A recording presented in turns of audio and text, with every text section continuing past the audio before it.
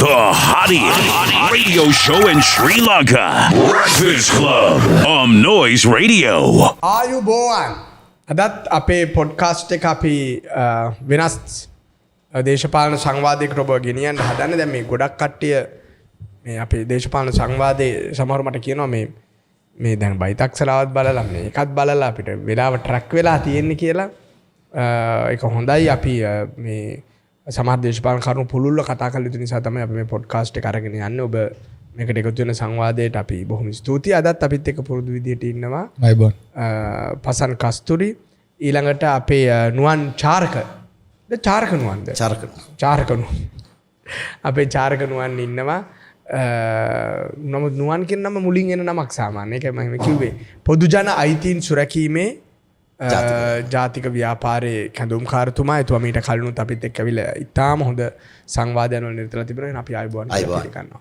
හරි, අද අපි කෙලින්ම මාතෘකාවට බහිමු. වැඩි වැල්වටාරම් නැතුව දැන් මම කතා කරන්න නැතුව මේ දැන් අපි මේ රණවිරු සමරුව ගැන දැන් මේ දවස්වල ලොකුම කතාව නේ. කොහොමද උනේ ජනාධිපතිතුමා වද නැද්ද? මහින්ද මහත්තයලා කරපු කාර්ට වඩා සාර්ථකයි. ඒක කතන්දර ගොඩයි.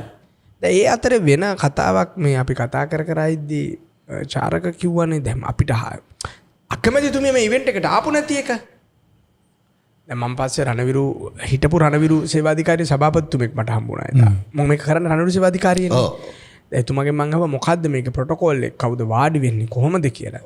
ඒකේ රටේ නායකයෝ දෙන්න තුන් දෙනා ඉන්න එක අනිවාර්යයි. මේක හැමදාම ජනාධිපතිතුමාලා අගමැතිතුමාලා ඒක රාජ්‍ය උත්සවයක් නේ. රාජ්‍ය උත්සවයක්. කතානායකතුමාලා හැමදාම ඉඳලා තියෙනවා. දැන් කැබිනට් අමාත්‍යවරු ඇයි චරකිතර මේක අගමැතිතුමිය ආවේ නැත්තේ? තුමේ පිටරටද? ඊට වැඩිය දෙයක් පසන් මම දකිනවා මේක ඇතුලේ. මොකද දැන් ජනාධිපතිතුමත් මේකට සහභාගී වෙන්නේ නැහැ කියන එකේනේ හිටියේ. ඔය මතේ තමයි මං හිතන්නේ රජය ඇතුලේ තියෙන්න ඇත්තේ. කොහොමත් හරිනේ මැතිනියලා ඇත්තේ ඕවට සහභාගී වෙන්න ඕනේ නැහැ කියන තැනනේ කොහොමත් ඇත්තේ නේද? එහෙම කියන්නේ මං හිතන්නේ සාමූහික තීරණයක් අරන් ඉන්න ඇත්තේ කොහොමත් යන්නේ නැහැ කියලා. අපි යන්නේ. අපි මේක කරලා ඉන්නවා. අර මේ ටියුෂන් මාස්ටර් තමයි අපි මේකට සහභාගී කරවන්නේ. මිනිහා ගිහිල්ලා නමුත් මේ ප්‍රශ්නේ තියෙන්නේ අවසානව කලින් දවසේ මං හිතන්නේ තීන්දුව ගන්නේ ජනාධිපතිතුමා නෑ එකපාරට මම යනවා කියන එක. එතකොට මේ ඔය වගේ දෙයක් නේ උතන සිද්ධ වෙන්නේ මිලින්දයි. දැන් එතකොට ඒකත් එක්ක පොඩි ප්‍රශ්න ටිකක් මතුවලා තියෙනවා. ආණ්ඩුව ඇවිල්ලා ඒ කියන්නේ ජනාධිපතිතුමා තනතුර බාර අරගෙන ඡන්දෙන් දිනලා අදට හරියට මාස 8යි. අද මේ 22. මාස 8ක් කියන්නේ දවස් 240කට අධිකයි. 240කට අධිකයි. මාස 8කුත් ගියානේ. මාස 8ක් ගිහිල්ලා තියෙන්නේ. එතකොට මේ 240 ඇතුලේ රටට මොකද වෙලා තියෙන්නේ? ආණ්ඩුවට මොකද වෙලා තියෙන්නේ? ඔන්න ඔය ගැටලුව මේ රටේ සමස්ත ජනතාවගේම ඔළුවේ මේ වෙලාවේ වැඩ කරමින් තිබෙනවා. එතකොට ආණ්ඩුවට මේ රටට මොකද වුනේ කියලා මිනිස්සු ගොඩක් අවබෝධ ඕගොල්ලන් කතා කරනවා. අපි කතා කරනවා රටට මොකද වුනේ කියලා. අපි කතා කරන්න ඕනේ. මට හිතා ගන්න බැරි තරම් ලොකු පොඩ්කාස්ට් ප්‍රමාණයක්, වැඩසටහන් ප්‍රමාණයක් නිර්මාණය වෙලා තියෙනවානේ. ඒක දේශපාලනේ කතා කරන එක හොඳයි නේ. ඒ කියන්නේ හොඳයි. මොහොතේ කියන්නේ බයින් නැතුව එම දේශපාලනේ කතා කරන එක. මාස 6ක් ඇතුළත ලක්ෂ 23ක් ඡන්දේ නොදුන්නනේ. ඒ කියන්නේ ඒ ජනතාවගේ කලකිරීම තමයි කතා කරන්න අර තැන් වලට ගොනු වෙන්නේ. වේදිකා හැදෙන්නේ. ඒ කියන්නේ පැහැදිලිව ප්‍රශ්නයක් තියෙනවා. එකක් සුළුතරේ ජනාධිපති ලෙස පත් වුණා. පාර්ලිමේන්තු මැතිවරණයේදී අගමැති අපේක්ෂිකාව හැටියට හරිනි අමරසූරිය ප්‍රමුඛ පාර්ලිමේන්තුවක් හදන්න 3 2ක බලයක් අඳින්න අර ඡන්ද පදනම වැඩි වුණා. ආයේ ඡන්ද පදනම අඩු වුණා මේ මාස 6ක් ඇතුළත. ඒක අඩු වෙනවත් එක්කම මිලියයි කියනවා වගේ හිතා ගන්න. කියන්නේ අරගලේ වෙලා සෝෂල් මීඩියා වල අර මේ සල්ලි ඇවිල්ලා නැති තිබ්බ නැති මේ බූස්ට් එකක් මිනිස්සු මේක ගැන දැන් කතා කරන්න ඇවිල්ලා තියෙනවා. මේ පොඩි කැමරා ආටෝ ගැන තරුණ ගොඩක් අය කතා කරනවා. මම සතුටුයි ඒක ගැන. ඒ කියන්නේ මේ දේශපාලන සංවාද අවකාශය පුළුල් වෙද්දී වෙන දෙයක් තමයි ප්‍රචණ්ඩත්වය අඩු වෙනවා. ගැටුම් පීඩනය පිට වෙනවා. පීඩනය පිට වෙන නිසා මම ඇත්තටම සතුටුයි ඔබ මොන කඳවුරේ වුණත් මොන මතවාදය දරුවත් මේ දේශපාලන සංවාදය සෝෂල් මීඩියාවල YouTube වල මේ පොඩ්කාස්ට් වල කරන්න. කාට බැන්නත් අපිට බැන්නත් කමක් නැහැ. රාජපක්ෂ ලෝරු කිව්වත් කමක් නැහැ. කතා කරන්නකෝ. ඒක වැදගත්. ඒකේ පොඩි දෙයක් එකතු කරන්න මිලිඳයි. දැන් මෙහෙමයි. අපි දැක්ක පහුගිය කාලේ අපේ රටේ දේශපාලන සංස්කෘතියක් තිබ්බා. තමන්ගේ විරුද්ධ මතවාදයට පොල්ලක් අරන් ඇවිල්ලා, කඩුවක් අරන් ඇවිල්ලා, ගේ ගිනි තියලා කතා කරන දේශපාලන සංවාදයක්. ඒ වගේ සංවාදයක් නිර්මාණය කරන්න මේ රටේ. දැන් ඊට වැඩිය ඇත්තටම ඔය කියන සංවාදේ සවිඥානික තරුණයෙක් නිර්මාණය කරන දේශපාලනිකව සවිඥානික තරුණයෙක් නිර්මාණය කරන. ඔහු ඒ කියන්නේ දේශපාලන මතවාදයේ කුමක් වුණත් තව කෙනෙක්ට සවන් දීම, තව කෙනෙක් ආමන්ත්‍රණය කිරීමේ ගුණයක් ඒ තුල නිර්මාණය වෙනවා. ඉතින් ඒක මං හිතන්නේ හැම අතින්ම හොඳයි. අර පොල්ලක් අරන් ගිහිල්ලා කඩුවක් ගහ ගන්නවා මරා ගන්නවා. දැන් ඕක කියද්දි මගේ ඔළුවට එක ආපු ප්‍රශ්නේ පළවෙනි ප්‍රශ්නෙට සම්බන්ධයි. දැන් ආණ්ඩුව ඇතුලේ කවුරු කියන එක දහනවා ඇත්ත. ඒ කියන්නේ NPP එකනේ ලොකු. එතකොට NPP එක කියන එකද පැලවත්තෙන් අහන්නේ. කවුද ඇජෙන්ඩා එක සෙට් කරන්නේ? එහෙම නැත්නම් ටිල්වින් සිල්වා මහත්තයා ප්‍රමුඛ JVP දේශපාලන මණ්ඩලය විසින් ගන්න තීන්දුව දේශපාලන තීන්දුවක් විදියට යනවද මේ NPP එකට? ඒතකොට ඒගොල්ලෝ NPP එක ඒක ෆලෝ කරනවද? මං හිතන්නේ මේ ඕක අපි තේරුම් ගන්න මෙතන කවුද? ඒ කියන්නේ ඒකෙන් තමයි විසඳ ගන්න පුළුවන්. ඇයි අගමැතිතුමිය මේ රටේ ජනතාවගේ හදවතේ ලොකුම ඉවෙන්ට් එක රණවිරු සමරුවට ආවේ නැත්තේ? ජනතා විමුක්ති පෙරමුණේ අවුරුදු ගානක් දේශපාලනය කරපු කෙනෙක් තමයි NPP එක කියන එක හැදුවට පස්සේ ඒකේ මහලේකම් වෙන්නේ. චතුරංගගේ තාත්තා. ඩොක්ටර් බේසිංහ. එතකොට එතන ඉඳලා NPP කියන එක ඒ ව්‍යාපෘතිය ඇතුලේ ජනතා විමුක්ති පෙරමුණේ හිටපු ජනතා විමුක්ති පෙරමුණේ කාඩර් එක ගානට ස්ථාවර කරනවා, ස්ටැබ්ලිෂ් කරනවා. JVP ඔලු ටික එතන හදනවා. NPP එක ආක්‍රමණය කිරීමක් කරනවා. දෙවැනි එක නාම යෝජනා දෙනකොට මේ ප්‍රාදේශීය සභා ඡන්දෙදි පවා නාම යෝජනා දෙද්දී ජනතා විමුක්ති පෙරමුණේ කෝටාවට ප්‍රමුඛ ස්ථානයක් දුන්නා. ඒකට අර උඩ ඉඳලා ජාතික NPP එකේ ජාතික විධායක කමිටුවේ ඔලුගෙඩි ගාන ඉඳලා එක තියන් හිටියා. ඒ අනුව පාර්ලිමේන්තු 159 බහුතරයක් ඉන්නේ ජනතා විමුක්ති පෙරමුණේ කියන කුලකේ කට්ටිය. ඒකනේ මේ විමල් රත්නායක කොච්චර ශක්තිමත් වෙන්නේ පාර්ලිමේන්තුව ඇතුලේ. එයා පිටිපස්ස ඇරලා බලපු ගමන් නිහඬ වෙන්නේ. හැබැයි අපි තේරුම් ගන්න ඕනේ ජනතාව ඇත්තටම ඡන්දෙ දුන්නේ ජනතා විමුක්ති පෙරමුණටද ඒකට උඩින් දාපු NPP කියන ලේයර් එකටද? සහ ඒකේ අනිත් පැත්තට මාස 6ක් යනකොට මිලියන 2.3ක් ඡන්ද අඩු උනේ මිනිස්සුන්ට තේරෙනව නේද දැන්? තේරුම් ගත්තා නේද දැන්? ඇත්තටම මේක NPP නෙමෙයි මේක JVP. අපි දුන්නේ NPP කියන එකට ඒ වැඩ පිළිවෙලට ඒ වෙනසට. නමුත් මේක කරන්නේ මේගොල්ලෝ. ඒකත් එක හේතුවක් වෙන්න පුළුවන් මිලියන 2.3කට අඩු වෙන එක. නමුත් දැන් අපිට තියෙන එකම ප්‍රශ්නේ ප්‍රධාන ප්‍රශ්නේ ඉතින් මේ චරකට උත්තරයක් ඇති මිලියය අපිට තව අවුරුදු 3මාරක් 4ක් යනකම් ජාතික මැතිවරණයක් ආයෙ එන්නේ නැහැ. එක්ක ජනාධිපතිතුමා ඉල්ලාස් වෙන්න ඕනේ. එතකොට අනුප්‍රාප්තික ජනාධිපතියෙක් පත් වෙන්න ඕනේ. නැත්නම් පාර්ලිමේන්තුවේ බහුතරයක් മന്ത്രിවරු ලිඛිත වස්සම් කරන්න ඕනේ පාර්ලිමේන්තුව විසිරවන්න කියලා. එහෙම නැත්නම් මේ තියෙන ස්ට්‍රක්චර් එකේ දුවන්න ඕනේ. නමුත් පැහැදිලිව ආණ්ඩුව ඇතුලේ ප්‍රශ්නයක් තියෙනවා. නැත්නම් ජනාධිපතිතුමාට පාපසි කතාවක් කියන්න ඕනේ නැහැ නේ. මේ මොකද්ද පක්ෂය මේක තියෙන දවසේ. එතකොට මේ තියෙන ක්‍රමයක් එක්ක තව අවුරුදු 3මාරක් මේ ජනාධිපතිතුමයි මේ 159යි විතරයි නම් ජනතාව තෝරපු එකත් එක්ක ව්‍යවස්ථාවේ ප්‍රතිපාදනත් එක්ක ඉන්නේ. ප්‍රශ්නෙකුත් මෙතන තියෙනවා නම් කොහොමද මේ රට ඉස්සරහට යන්නේ? ජනතාවගේ ප්‍රශ්න විසඳෙන්නේ කොහොමද? මොකද්ද යෝජනාව? ඔයා මේ ඊට කලින් වැදගත් ප්‍රශ්නයක් මට චාරක් කියන්න ඔයා හිතන්නේ කොහොමද කියලා. මොකද්ද මේ පාපසි කතාව? ඇයි ජනාධිපතිතුමා පාපසි කතාව කිව්වේ? ඕකේ මෙහෙමයි. දැන් අර පසන් මේක විග්‍රහ කරා NPP එක හදනකොට ඒකේ කියන්නේ ප්‍රධාන තනතුරු ටික අරගොල්ලන් JVP එකෙන් දැහ ගන්නවා. හැබැයි මේකේ සංයුතිය ගත්තාම මිලියයේ උගත්තු මේ JVP එකට තිබ්බ අඩුපාඩු ටික JVP එක 103 අවුරුදු 60ක් නේ. අවුරුදු 60ක් 103 අවුරුදු 60ක් ඉඳලා තමයි මේ බලය ගන්නෙ. බලය ගන්නවා කියන්නේ මේ දැවැන්ත 3න් 2ක් තික්මවා ගිය බලයක් ගන්න අවුරුදු 60කට පස්සේ. JVP අවුරුදු 60කට පස්සේ මේ බලය ගන්න ශක්තියක් වෙන්නේ NPP එක. ඒක කියව ගන්න ඕනේ මුලින්ම. එතකොට JVP එකේ තිබ්බ අඩුපාඩු ටික ඒ කියන්නේ JVP එක කැරලි ගහලා මිනි මරලා ඒ කියන්නේ මිනිසුන්ගේ පිළිකුලට භාජනය වෙච්ච මහා JVP එකට මහා සමාජය විසින් අවිශ්වාසයක් ඇති වෙලා පිළිකුලට භාජනය වෙච්ච JVP එක නැවත ඒ කියන්නේ මේ සමාජයේ ප්‍රකෘති ස්ථාපිත කරගන්න ප්‍රකෘතිත්වය ස්ථාපිත කරගන්න NPP එක. NPP එකේ තමයි මහාචාර්යවරු ඇත්ත මහාචාර්යවරු ටික ආචාර්යවරු ටික ඉන්නේ NPP එකේ. දැන් හරිනි අමරසූරිය වුණත් ඇත්ත ආචාර්යවරියක් ඇත්ත ආචාර්යවරියක්. ඇගේ උපාධිය ප්‍රශ්නගත නැහැ. ඒ ප්‍රශ්න කරන්න බෑ කාටවත්. ඒ වගේම නමුත් JVP එකෙන් ආපු කට්ටිය දිගට හරහාට ප්‍රශ්න වුණා මේ ඒ වගේ වුණා. එතකොට මේකේ මිනිස්සු ඡන්දෙ දුන්නේ කාටද? දැන් පළවෙනියටම තියෙන්නේ ජනාධිපතිවරණනේ. ජනාධිපතිවරණේ අනුර කුමාර දිසානායක ජනාධිපතිතුමාට මේ රටේ බහුතර ඡන්දය ගන්න බැරි වුණානේ. බහුතර මේක මතය ගන්න බැරි වුණා. ඕ සුළුතර ජනාධිපති. ඒ කියන්නේ බහුතරයක් අකමැති වුණා. අකමැති වුණා. මම දන්න විදිහට 54,000ක් ඡන්දය ප්‍රකාශ කිරීමේ වැලකී සිටියා. ඒ කියන්නේ සාතිශය බහුතරයක් අකමැති වුණා. නමුත් සුළුතර බහුතරයකින් ඔහු ජනාධිපති වුණා. නමුත් මහමැතිවරණයේදී ඒ කියන්නේ මිනිස්සු 3/2ක බලයක් දෙන්නේ කාටද? අගමැති ප්‍රමුඛ පාර්ලිමේන්තුවට. දැන් එතකොට හරිනි අගමැති වෙනවනේ. 3/2ක සාතිශය බහුතර බලයක් එක්ක හරිනි අගමැති වෙනවා. අගමැති වෙලා දැන් මොකද වෙලා තියෙන්නේ?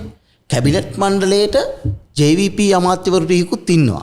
විමල් රත්නාව ඓතිහාසික ජනවරමක් හම්බුණා. දැන් ගොඩක් කට්ටිය කියනවා ගම්පහ ඡන්ද ප්‍රතිඵලෙන්ද පරක්කුනේ. හරිනිගේ ඡන්ද ප්‍රමාණයට වඩා ඡන්ද ප්‍රමාණයක් විජිත හතට හදන්න උත්සාහ කරපු ඉඳයි කියලාත් කතාවක් තියෙනවා. හරි. දැන් කොහොම හරි දැන් JVP අමාත්‍යවරුත් ඉන්නවා, NPP අමාත්‍යවරුත් ඉන්නවනේ. එතකොට දැන් පොඩ්ඩක් මිලියයි බලන්න පසන් මේක දැන් පටන් ගත්ත දවසේ ඉඳන් වැඩිපුර නාන්නේ කවුද? වැඩිපුර හාන්නේ කවුද? මේ JVP අර නලින් හේවගේ ඊළඟට බිමල් රත්නායක ඊළඟට සුනිල් වටගල වසන්ත සමරසිංහ සියලු දෙනා JVP නේ ෆේල්නේ එතකොට JVP මේක මේ සාමාන්‍යයෙන් මේක ලොකු දේශපාලන ඥානයක් අවශ්‍ය වෙන්නේ නැහැ මේක කියව ගන්න. එතකොට මේ නැති කරන්නේ කාගේ දේශපාලන අනාගතයේද? රටේ අනාගතය ගැන කතා කරලා වැඩක් නැහැ. ඒක මේ අවුරුදු 5 ඉවර වෙනකල් කතා කරන්න හම්බෙන්නේ නැහැ. නමුත් NPP මේ NPP එකේ දේශපාලන අනාගතය තමයි මේ නැති වෙන්නේ. ඒ නැති වෙන අතරතුර ජවිපේ ජනාධිපතිතුමා ප්‍රමුඛ ජවිපේ උත්සාහ කරමින් ඉන්නවා මේ ලැබපු ජයග්‍රහණය තමා සතු කරගන්න, JVP සතු කරගන්න. මෙන්න මේක තමයි මෙතන තියෙන පැනලගලා තියෙන අර්බුදේ. ඒකනේ ජනාධිපතිතුමා එකපාරට තීන්දුවක් අරන් එන්නේ රණවිරු සැමරුමට. එන්නේ නැහැ කියලා ඉද්දි එනම් එතකොට මිනිස්සු ප්‍රශ්න කරන්නේ මොකද්ද දැන්? අනුරාව කොහොම හරි ආවා. අගමැතිනේ ආවේ. එතකොට හරිනේ ආවේ නැත්තේ. දන්නෙත් නැතේ සමහරට. මොකද බිලේ තක්සේරුව අර 3 දෙනාගේ කැබිනට් එක තිබ්බ වෙලාවේ ජනාධිපති අනුර ජනාධිපති වුණාට පස්සේ පාර්ලිමේන්තුවට කලින් විජිත හේරත් සහ හරිනි හිටියා. ඒ වෙලාවේ විජිත හේරත් අගමැති වුණා නම් ඊට පස්සේ පාර්ලිමේන්තු මැතිවරණයේ ප්‍රතිඵල මොන වගේ වේද? තත්ත්වය මොකක් වේද? එහෙනම් සීට් 20ක් විතරනේ ගන්න වෙන්නේ. ඊට වඩා ගන්න වෙන්නේ නැහැ නේ. ඇත්තටම මේ මුළු දේශපාලන ව්‍යාපාරයම මේකේ පෝස්ට් ගර්ල් හරිනිනේ. මේ මුළු කැම්පේන් එකම කේන්ද්‍රීය කරේ යාව පෙන්නලානේ. මේ මුළු දේශපාලන ව්‍යාපෘතියේම ජයග්‍රහණයේ මම නම් කියන්නේ මහා අයිතිකාරයා. ඔය හරිය කියන්නේ සුනිල් හඳුන්නෙත්තිලා ලාල් කාන්තලා එළියේ තියලා හරිනිම 20 පාර්ලිමේන්තු ගෙනාවම ඒකටනේ. ඒකටනේ. ඇත්ත කතා කියන්නේ. එයා තමයි ඊට පස්සේ තානාපති කාර්යාලයට සම්බන්ධ වුණේ, කොළඹ ව්‍යාපාරිකයෝ ටික එක්ක සම්බන්ධ වුණේ, ජාත්‍යන්තර සංවිධාන එක කතා කරේ, කවුරු හරි පිටරටින් ඩෙලිගේෂන් එකක් આવුත් එතන වාඩි වෙලා කතා කරේ විතරක් නෙමෙයි. එයා තමයි ලක්මාලිලගේ ඉඳන් කොට්ටාච්චිලා හරහා විශාල පිරිසක් මේ දේශපාලන ව්‍යාපාරයට ඒගොල්ලන්ගේ ඇතුළට අරන් ආවා. ඒගොල්ලොත් මෙයාව බේස් කරගෙන තමයි කැම්පේන් එක කරේ. එතකොට හරිනි හරහා ඒ ජනතා විමුක්ති පෙරමුණ ආරෝපණය කරගත්තේ යම් අර ප්‍රභූත්වයක්ද? පන්ති ඒ කියන්නේ ඒකට ආමන්ත්‍රණයක් කළා. ඒකට හරි වචන වල හොයාගන්න ඕන. ඒකට ඉංග්‍රීසි වචන තමයි ලැක් එක. කියන්නේ ඒගොල්ලන්ගේ තිබ්බ හිඩැස. එස් තමයි කිසිම කෙනෙකුට ජනතා විමුක්ති පෙරමුණේ අපිට ඒ වෙලාවේ පේන අය ඒ කියන්නේ විජිත, අනුර, වසන්ත, ලාල්, ටිල්වින් ඒ කිසිම කෙනෙක් හිතුවේ නෑනේ. ඒ කියන්නේ කිසිම කෙනෙක් සූදානම් නෑනේ ඒගොල්ලන්ට තමන්ගේ නිදහස, තමන්ගේ නීතිය, තමන්ගේ ප්‍රජාතන්ත්‍රවාදය, තමන්ගේ භාණ්ඩාගාරය කිසි දෙයක් බාර දෙන්න. එයාලට මේක බාර දෙන්න කිසි කෙනෙක් ලෑස්ති නෑ. හැබැයි හරිනේ ලැබිලා වෙන මේකේ තව වෙන විශාල පිරිසක් පිටිපස්සෙන් ගෙනල්ලා නැති වුණුත් ඒකට එකතු වෙලා හැමෝම හිටගත්තාමනේ මිනිස්සු හිතුවේ හරි ඔව් අනුර ප්ලස් අනිත් හොඳ මිනිස්සු. ඒ කියන්නේ මිනිස්සු ඇත්තටම මම නම් හිතන්නේ නැහැ පාර්ලිමේන්තු ඡන්ද නෙමෙයි ජනාධිපතිවරණේදීවත් ඔය වැටිච්ච ඡන්දවල ඇත්තටම පාර්ලිමේන්තු මැතිවරණේ අමතක කරා. මොකද පාර්ලිමේන්තු මැතිවරණේ රැල්ලක්නේ. ජනාධිපතිවරණේ මම හිතන්නේ අනුරට ඔච්චරවත් ඡන්ද ගන්න පුළුවන්කම තියෙයි කියලා. එයා හරිනේ ඇතුළු මේ NPP අලුත් ටීම් එක පේනවා. ඉතින් මිනිස්සු ලාල්කාන්තව පැත්තකින් තියලා, හේවගේ පැත්තකින් තියලා, ඔයාලා කියන ඔය නන් සේරම පැත්තකින් තියලා අනුරට කතිර ගැහුවේ අර හරිනිත් එක්ක හිටපු ටීම් එක දිහා බලලා. ඒකයි ඇත්තටම කැබිනට් බෙදද්දිත් ඒගොල්ලන්ට කැබිනට් ඇමතිකම් දීලා තියෙන්නේ. ඒ දෙන්න හේතුව එයාලා තමයි ෆ්‍රන්ට් එක. එයාලින්ද තමයි මේක උනේ. සයිද අතෝද ගන්නත් පුළුවන් නේ. යම් කිසි මොහොතක මේ කැබිනට් අනම්මනම් වැරදුනහම ජීපී කියනවා. ඔව් එතන මගේ කියවීම අපි හිටියනම් අපිට ඇමතිකම් අපි නෙමෙයි ඇමතිකම්. මගේ කියවීම තියෙන්නේ දැන් පැහැදිලිව මේ ජනතා විමුක්ති පෙරමුණ කියන කුලකයේ NPP කුලකයේ අතර ගැටලුවක් තියෙනවානේ. ඒක පාපිසි කතන්දරය කියලා කියන්නේ ඒකනේ පාපිස්ස වෙන පක්ෂයක පාපිස්සකටවත් සුදුසු නැති කට්ටිය අපි හින්දා මම හිතන්නේ මිලිය මේ වෙලාවේ අනුර ජනාධිපතිතුමා සහ ආණ්ඩුවට තියෙන මේ සියලු පීඩනයන් වලට ආණ්ඩුව පැත්තෙන් මුණ දෙන්න තියෙන හොඳම විසඳුම අපිට 3න් 2ක් නැහැ කියන එක. ඔව්. මොකද මේගොල්ලෝ 3න් 2ක් දෙන්න කියලා කිව්වේ නැහැ. ඔව්. 113 හදලා දෙන්න කියලා විතරයි කැම්පේන් එක කාලේ කිව්වේ. ඔව්. කොට දැන් ජනතාවගේ පැත්තෙන් එන පීඩනය නීති නැත්තම් නීති හදන්න. අපි දුන්න 3න් 2ක්. එතකොට බිත්තියට හේතු වෙනවා වැඩි කවුද ජනතා විමුක්ති පෙරමුණේ අනුර කුමාර දිසානායක. ඔව්. එතකොට ආණ්ඩුවට මේක බැලන්ස් කරගෙන අවුරුදු 3ක් යන්න නම් අපිට වැඩ කරන්න තිබ්බා. අපේ 3න් 2 නැති කරා අපිව ද්‍රෝහීන් පාවලා දීලා ගියා. කියන ක්ලෑෂ් එක හැදුනොත් මෙයාට මේක කැත නැතුව තව අවුරුදු 2-3ක් ලස්සනට ඇදගෙන යන්න පුළුවන්. ඒක තමයි මම හිතන්නේ අර කතාව ඇතුළේදී කියන්නේ අපිව පාවලා දෙන කට්ටිය අපිත් එකට සටන් දුණු කට්ටිය අපිව පාවලා දෙනවා කියලා. යම් කිසි විදිහකට ජනතා විමුක්ති පෙරමුණ ඇතුළෙන් මාලිමාව එළියට තල්ලු කරන්න උත්සාහයක් ගන්නවා වෙන්නත් පුළුවන්. ඒගොල්ලන්ගේ ආරක්ෂාව සඳහා වෙන්නත් පුළුවන්. දැන් ඔබ විචාරක අන්තිම වශයෙන් මම අහන්නේ දැන් මේකේ ගණන් ඉලක්කම් වලට දාලා බැලුවොත් මේ ආණ්ඩුව හැදෙන්නේ හරිනි අමරසූරියලා හින්දානේ. එයාලගෙන මේක. හැබැයි ඊටාම පැහැදිලිනේ දේශපාලන බලයේ තියෙන ජනතා විමුක්ති පෙරමුණේ දේශපාලන මණ්ඩලය ඇතේ කියලා.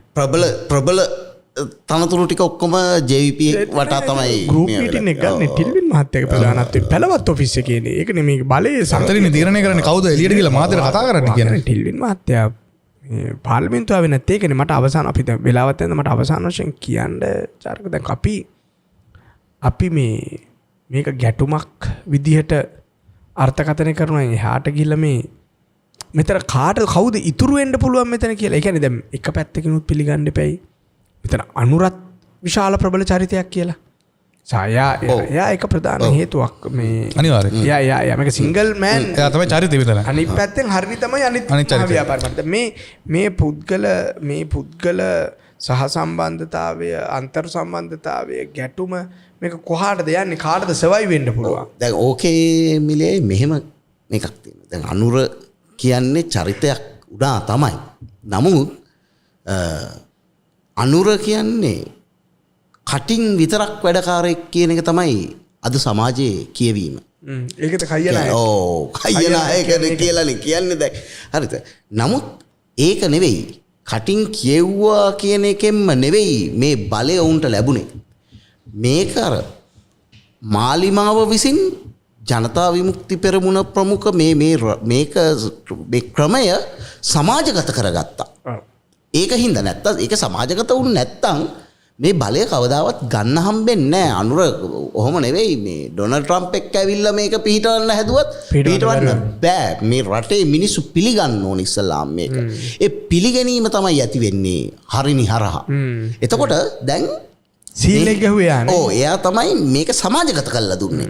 දැන් සමාජගත වෙන්න බැරුවනේ හිටියේ මේගොල්ලන් කලින් කරපු කියපු දෑත් එක්ක මේගොල්ලෝ සමාජගත වෙන්න බැරුව. නමුත් දැන් සමාජගත වුණාට පස්සේ දැන් මෙතනදී මේ දෙදිරීම අපිට පේනවනේ මෙතන තියෙන අර ජනාධිපතිතුමා JVP සැමරු 60 වෙනි සැමරුවට ඇවිල්ලා ගහන ඒවෑන් ඊළඟට ජනාධිපතිතුමා එකපාරට මේ ගන්න තීන්දුව තීරණත් එක්ක අපිට තේරෙනවා මේ දෙදිරීම.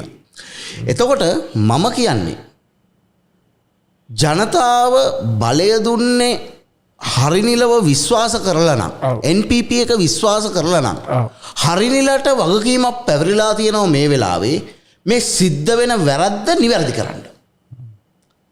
මොකද ජනතාව ඔවුන් විශ්වාස කරගෙන තමයි ඡන්දෙ දීලා තියෙන්නේ.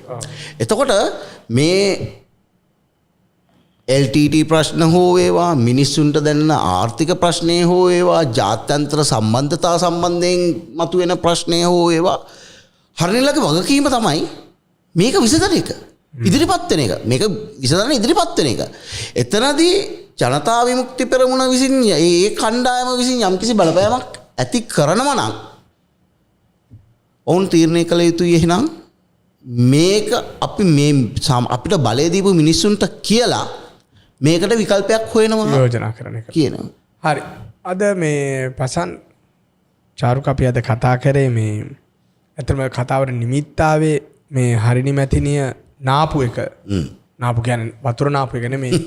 ආවේ නැති එක නාපු කියන වචනේ මොන ප්‍රදේශයේ නාපු කියවම hina යන්නේ කොහොම නාන එක කියනවනේ. නාමේ එතුමිය ආපු නැති එක මේ වැඩසටහන. කොහොමද නානවනේ? ඔව් අපේ රණවිරු අපේ නෑ විදිහින් හිටපු එක. ඔව්. ඊට නෑ විදිහින් හිටපු එක. ඒතකොට ඒ හරහා සමාජයේ තියෙන අනිත් කතන්දර මොනවද තියෙන මේ ප්‍රශ්න කියන එක අපි දැන් පැය භාගයකට ආසන්න වෙලාවක් කතා කරපින්ද අපි ස්තුතිවන්ත වෙනවා. තරක නුවන්ට බොහොම ස්තුතියි. පාරිභෝගික අයිතීන් මහජන අයිතීන් දින පාරිභෝගික අයිතීන් කියලා වෙනම එකක් තියෙනවා. පොදු ජන අයිතීන් සුරකීම. පොදු ජන අයිතීන් සුරකීමේ ජාතික ව්‍යාපාරයේ කැඳවුම්කාරතුමා අපිත් එක දිගටම කතා කරන්න එන්න අපේ අයත් ඉන්නවනේ එතුමාලත් එක්ක සම්බන්ධ වෙලා වැඩ කරන්න ලොකු ජනාරගලයක් කරගෙන යනවා. බොහොම ස්තුතියි.